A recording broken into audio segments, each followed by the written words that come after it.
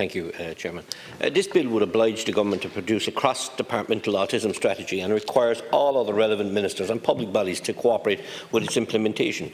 The strategy would outline how the needs of people with autism in terms of access to education, other public services, employment and social inclusion can be met by public service providers, how the needs of families and carers can be met by setting out a roadmap of actions for the development and improvement of family support services.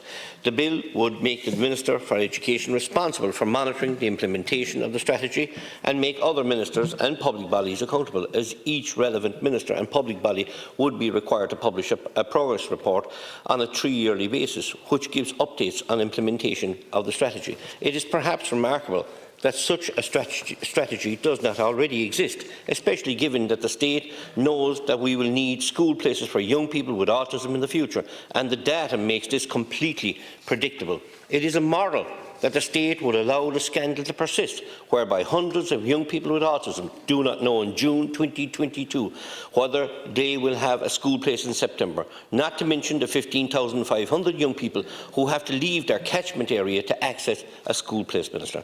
While this bill, and many of them are from West Cork, I must say, while this bill will not address many of the prevailing issues impacting the people with autism, we are happy to support the aims of achieving a legislative underpinning of rights. It is truly shocking to say that in 2022 there is still not a place of equality for people with disabilities. There is a notion of window dressing in this state when it comes to inclusivity.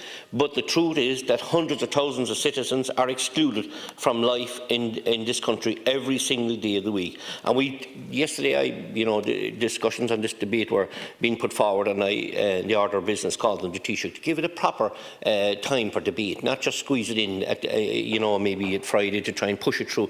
This needs proper debate, because there's a lot of issues in relation to it. It has been neglected. An area has been neglected to the people for many years. You may smile, Minister, but it certainly isn't a smiling matter for those who are suffering out there. I only mentioned the early intervention unit in Kilbrittain. This government done its best to close that intervention unit until I intervened and kicked up hell over it in West Cork, and he eventually backed off and allowed the unit to stay open for one more year. But that unit is delivering hugely to the people of West Cork, and it needs to be that needs to continue being open. So I give way to my colleague there, Deputy Healy-Rae.